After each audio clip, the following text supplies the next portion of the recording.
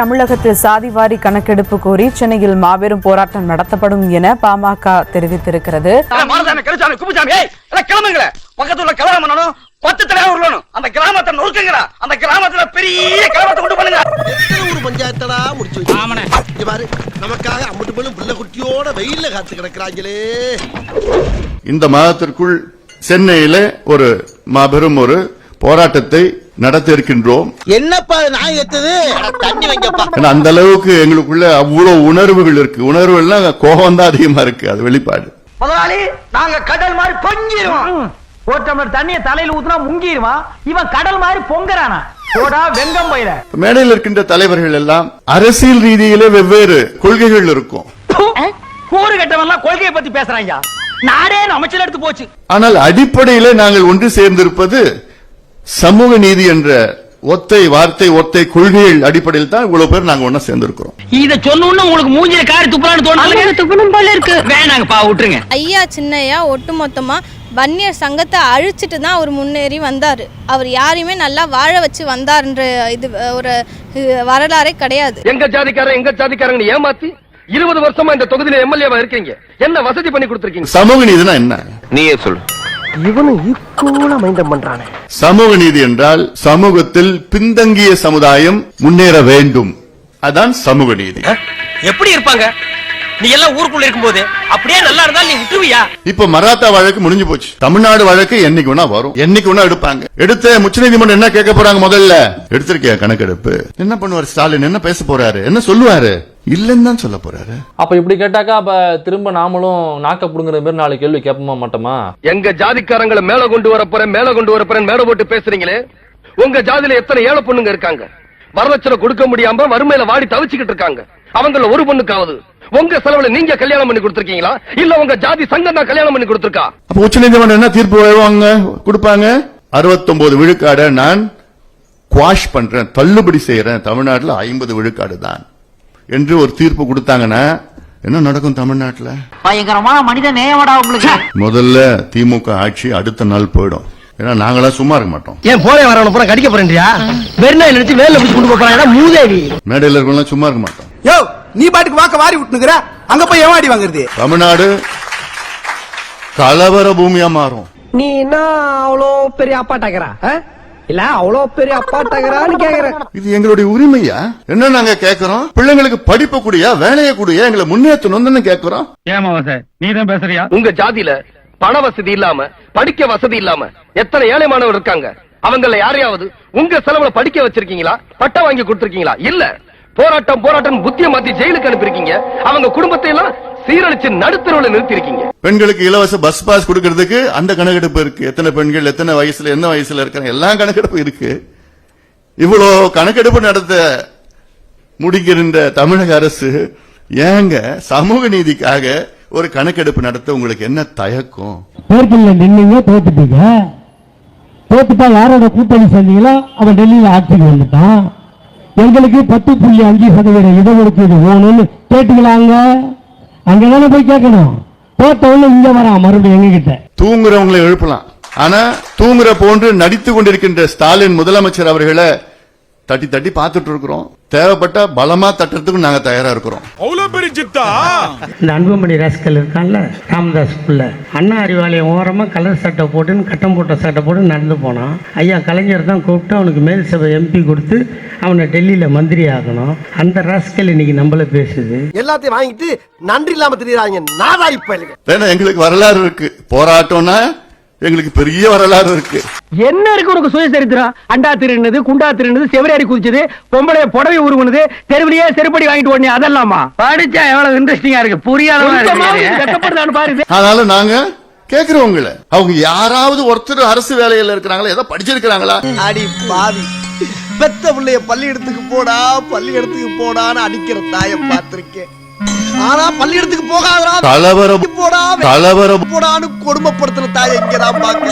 அந்த டொனேஷன் இல்லாம ஒரு அறக்கட்டளை, வன்னியர் அறக்கட்டளை கட்டி பசங்க எல்லாம் வந்து ஃப்ரீயா படிக்கணும் அப்படின்னு சொல்லி தான் கட்டினது. இப்ப வந்து 2 லட்சத்துக்கு மேல நீங்க டொனேஷன் வாங்குறீங்க. ஏன்னா ஜாதி சேவை செய்யறதுக்காக காலேஜ் கட்டல, பணம் சம்பாதிக்கிறதுக்காக. உன்னை பொறுத்தவரையிலும் உன் தலைவன் கடவுளா தெரியலாம். ஆனா தலைவனை பொறுத்தவரையிலும் உன்னோட மதிப்பு ஒரு ஓட்டு. தெருவில் இருக்கிற கால்நடைகள் எங்கெங்க இருக்குது, மேய்ஞ்சிட்டு இருக்குது, அந்த கணக்கெடுப்பு எல்லாம் இருக்கு.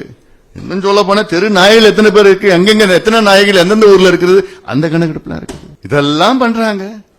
ஆனா இவங்களை இந்த பிள்ளைங்களை பாவம் படிக்க வைக்கிறதுக்கு, படிச்ச பிள்ளைங்களை வேலை கிடைக்கிறதுக்கு ஓவர் பெர்ஃபார்மன்ஸ் பண்ணாத, செட் ஆகாது, நீ எல்லாம் மிடிலே போ. இனியும் நாங்கள் பொறுமையாக இருக்க மாட்டோம். ஏதாவது ஒண்ணுன்னா உள்ள புந்து அடிப்போம்ல. இது சொன்னாம்பா. கேட்டு கேட்டு பார்த்துட்டோம். இவ்வளோ சொல்லி பார்த்தேங்க. மருத்துவர் ஐயா 45 ஆண்டு காலம் ஒரு மனுஷன் போராடிட்டு இருக்காருன்னா இன்னைக்கு 86 வயசு, இன்னைக்கும் போராடிட்டு இருக்காரு. எதுக்கு? இதுக்கு தாண்டா பின்தங்கிய சமுதாயங்கள் முன்னேற வேண்டும் என்ற நோக்கத்திற்காக. இப்படி மாறி மாறி கீழ்த்தனமா ஒரு கூட்டணி வைக்கிறவர் வந்து நீங்க எப்படி ஒரு தலைவர் ஏத்துக்க முடியும்? அவர் எப்படி எங்க சமுதாயத்துக்கு நாங்க தலைவரை ஏத்துக்க முடியும்? இவன் வேற என்னை ரொம்ப டார்ச்சர் பண்றான்டா. சொன்னது போன்று அது செய்யவில்லை என்றால் நாங்கள் முதல் கட்டமாக இந்த மாதத்தில் ஒரு மிகப்பெரிய ஒரு ஆர்ப்பாட்டம் சென்னையிலே நடைபெறும். இன்னைக்கு அடிக்கிற அடியில மூஞ்சி முகரையெல்லாம் பஞ்சர் ஆயிரணும். நீ பாக்குற இன்னைக்கு சகல என் அடிய பார்த்தது இல்லையா? என்ன அடிங்கிறத மட்டும் நீ இன்னைக்கு பாக்குற. பிறகு அடுத்தது முதலமைச்சர் அவர்கள் மீண்டும் அதை செய்யவில்லை என்றால், தொடர்ந்து அதை செய்யவில்லை என்றால் தமிழ்நாடு முழுவதும் பல வகை போராட்டங்கள் நடத்த தயங்க மாட்டோம். பல வகை போராட்டங்கள். ஐயா வணக்கம். நல்லா மூச்சு முட்டை பேசுனீங்க. ஆனா மோடி மஸ்தா வித்த காமிச்சா மாதிரி எல்லாரும் கை தட்டிட்டு கேவலப்படுத்திட்டு போயிட்டாங்க. அது கிடக்குது கழுது. இது என்ன பிரமாதம்? இதை விட பெசலைட் ஒண்ணு இருக்கு. எங்க பாருங்க. ஐயோ மனுஷனாடா நீங்க எல்லாம். ஐயோ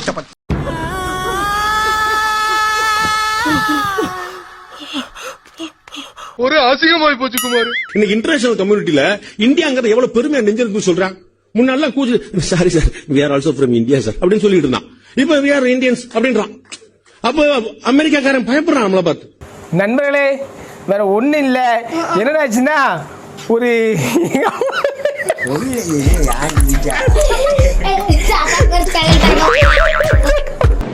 If you ask the same app to draw an image of someone writing with their left hand, the app will most likely draw someone writing with the right hand.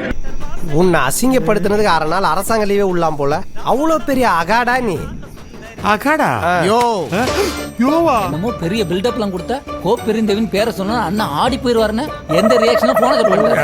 திமுகவும் நாம் தமிழரும் போட்டி ஓடுதுன்னு சொல்ல மாட்டேங்கிறீங்க. அது போட்டி போடுது அப்படின்னு சொல்ல மாட்டேங்கிறீங்க. ஒரு கட்டுத்தொகை போயிடுச்சு, டெபாசிட் போயிடுச்சுன்னு தான் நீங்க என்னோட வாக்கு அது இல்ல. எனக்கு குறைஞ்சது 40,000 வாக்கு இருக்கு. அத எல்லாரும் எடுத்த கள ஆய்வுல எனக்கு சொன்னது. ஏன் சார் அழுகுறீங்க சார்? சவுண்ட் வரலையே சார். எல்லாரும் என்ன ஏமாத்துறாங்க. அழாதீங்க சார். எனக்கு நேரம் மட்டும் கொடுத்து கொஞ்சம் தொண்டை சரியில்லாம் போச்சு, கட்டிடுச்சு. நான் கொன்னு புதைச்சிருப்பேன் உங்களை. இதுக்கெல்லாம் சிரிக்கிறதா அழுகிறதா இல்ல ஏதாவது செவுத்துல போய் முட்டிக்கிறதா என்ன பண்றதுன்னு எனக்கு தெரியல. ஏன்டா ஆம குஞ்சுகளா, இதுக்கெல்லாம் என்ன அர்த்தம்னு உங்களுக்காவது ஏதாவது புரியுதா? தொண்டையில புண்ணு வந்ததுக்கா கொலை பண்ணாம இருக்கிறதுக்கு என்னடா சம்பந்தம்? என்ன கருமம்டா இதெல்லாம்? உடுற கதைக்கு சென்ட்ரல் ஜெயிலுக்கு தான் போவோம். வகுத்துக்குள்ள போகாம இப்படி செஞ்சுட்டேன். அப்ப சோத்துக்கு வழி அத நான் காட்டுறேன். ரூபாய் 1000. பார்வையில் அறிஞர் அண்ணா தமிழரா திராவிடரா? அவர் தான் சொல்லணும். நான் செத்து 15 வருஷம் ஆச்சுல்ல. அறிஞர் அண்ணா தமிழரா திராவிடன்னு நீங்க தான் எல்லாரையும் சொல்றீங்க, அவரையும் சொல்லுங்க. அவர் திராவிடர் தானே. அவர் எங்க தமிழர்னு என்னைக்கு சொல்லிருக்காரு? அவர் தமிழர் இல்ல திராவிடர். தமிழர்னா தமிழர் முன்னேற்ற கழகம் தானே கொண்டு வந்திருக்கணும். எதுக்கு திராவிட முன்னேற்ற கழகம்? நாடு தமிழ்நாடுன்னு பேர் வச்சாச்சுங்கிறீங்க. அப்புறம் திராவிட முன்னேற்ற கட்சி எதுக்கு? இத்தனை கழகங்கள் எதுக்கு? உங்களுடைய பார்வையில் அண்ணாவும் திராவிடர் தான். அவர் தானங்க தன்னை திராவிடர்னு சொல்லித்தானே திராவிட முன்னேற்றம். அடைந்தால் திராவிட நாடு, அடையாவிட்டால் சுடுகாடு நாங்கள் முழக்கத்தை முன் வச்சோம். இந்த நாட்டை சிறப்புற ஆட்சி செய்த எங்க முன்னோர்கள் எல்லாம் அப்படி தாத்தா பெருந்தலைவர் காமராஜரோ அல்லது பேரறிஞர் அண்ணா போன்ற பெருந்தகைகளோ 4000. நாங்க எப்பேற்பட்ட ஆளுநருடைய பிள்ளை இல்ல. இந்த பிச்சைக்கார பிள்ளை இல்ல. அண்ணா துறை, கருணாநிதி, எம்ஜிஆர், ஜெயலலிதா பத்தி வந்த 6000. கடமை, கண்ணியம், கட்டுப்பாடு என்று அவர் முன்வைத்த முழக்கத்திற்கேற்ப அவதூறு, அநாகரிக, அசிங்க, பழிவாங்கல், அடக்குமுறை, ஒடுக்குமுறை இந்த கேடுகட்ட அரசியல் இல்லாது நல்லாட்சி கொடுத்த நாயகன் நம்முடைய பேரறிஞர் அண்ணா அவர்கள். அவர் அரசியல் தளத்திற்கு வந்த பிறகுதான் தமிழக அரசியல் வரலாற்றில் மேடைகளில் தமிழர்களின் இலக்கியமும் தமிழர்களின் வரலாறும் பேசப்பட்டது என்பதுதான் வரலாறு. என்னையா இது 1000 ஆரம்பிச்சேன். அவர் திராவிடர் தானே, அவர் எங்க தமிழர்னு எங்க என்னைக்கு சொல்லிட்டாரு? அவர் தமிழர் இல்ல திராவிடர். பேரறிஞர் அண்ணா போன்ற பெருந்தகைகளும் பிச்சைக்கார அண்ணா கருணாநிதி எம்ஜிஆர் ஜெயலலிதா பார்த்து வந்தவர்கள். நல்லாட்சி கொடுத்த நாயகன் நம்முடைய பேரறிஞர் அண்ணா அவர்கள். ஐயா பைத்தியங்க. ஸ்டார்ட் பண்ணு.